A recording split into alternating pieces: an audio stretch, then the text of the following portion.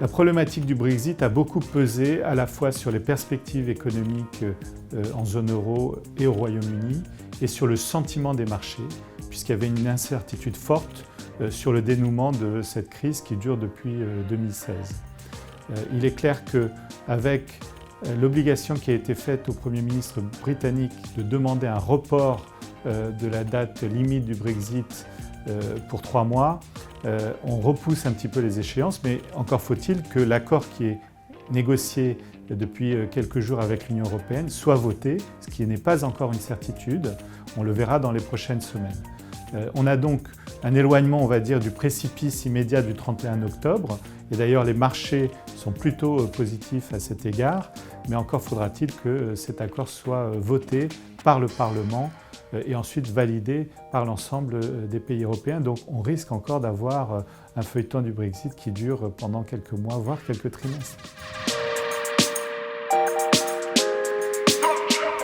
L'impact a déjà eu lieu au cours des dernières années puisque les actifs européens, et en particulier les actions européennes, subissent une décote dont une des raisons est le ralentissement de la croissance en Europe et donc finalement une inquiétude de manière générale sur les conséquences potentielles du Brexit, notamment si ça avait été un Brexit dur, non négocié entre les deux parties.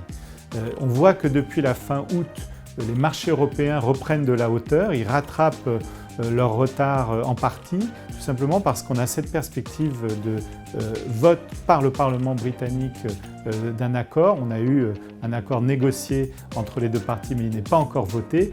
S'il devait être voté au cours des prochaines semaines, on peut imaginer que ce mouvement de rattrapage des actions européennes pourrait se poursuivre. Et on sortirait en partie de cet excès de pessimisme qui a vu notamment les taux d'intérêt souverains aller en territoire négatif pour la plupart des grands pays de la zone euro. Alors, il y a effectivement beaucoup de fonds d'action européennes pour lesquels le marché britannique est une composante assez importante de leur allocation d'actifs parce que c'est un gros marché en Europe, notamment les fonds PEA pan-européens. Alors, ils ont déjà subi, on va dire, en partie la décote des actions britanniques et de manière générale la décote des actions européennes par rapport à leurs homologues américaines. Pour autant, cette année, la performance des marchés européens est plutôt très bonne avec des indices qui progressent de près de 20%.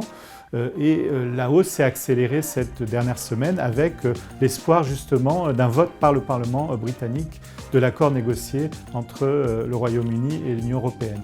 Donc on va dire que si les inquiétudes revenaient, ça pourrait entraîner à nouveau un peu de défiance de la part des investisseurs, mais on est plutôt sur un scénario maintenant où les deux parties veulent résoudre définitivement ce problème et donc aller de l'avant en signant un accord qui, on l'espère, sera positif pour tout le monde.